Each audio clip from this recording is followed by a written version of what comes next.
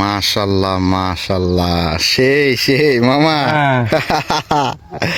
দারুন। ও আমাদের ছোট আক্কাস মামা, এটা কি মামা? গলসা মাছ। গলসা।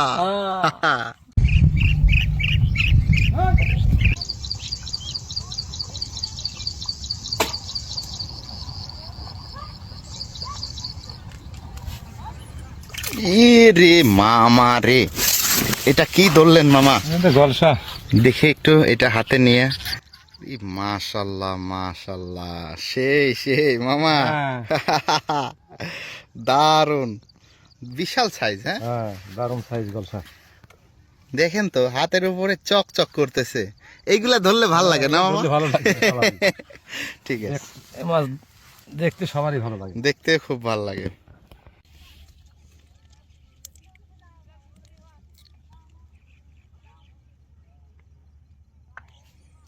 ও দারুন সাইজ, দারুণ সাইজের ট্যাংরা মাছ।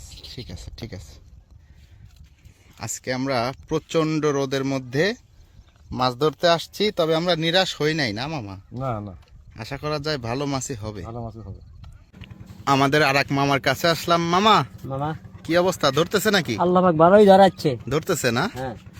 এই যে মামাও কিন্তু পিঁপড়ার ডিম দিয়েই মাছ ধরতেছে, দেখতে পাচ্ছেন তো মামা। মামা এই যে রোদ লাগতেছে, ছাতা পিঠের সাথে বাঁধে রাখলে হবে? কি করবো মামা, মাছই ধরবো না ছাতাই ধরবো?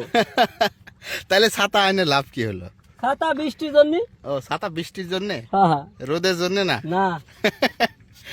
রোদে পুড়ে যাচ্ছে আমাদের মামা, কিন্তু ছাতা পিঠের সাথে বান্ধা।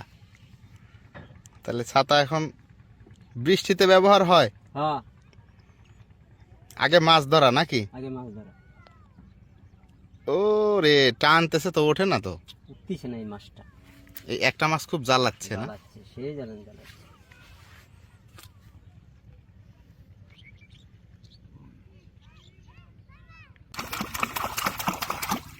ও এরকম বাড়ি দিলেই মাছ আসবে না মামা? হ্যাঁ মামা, বাড়ি দিলেই মাছ পাবে। আমি তো জানতাম বাড়ি দিলে মাছ দৌড়া পালায়।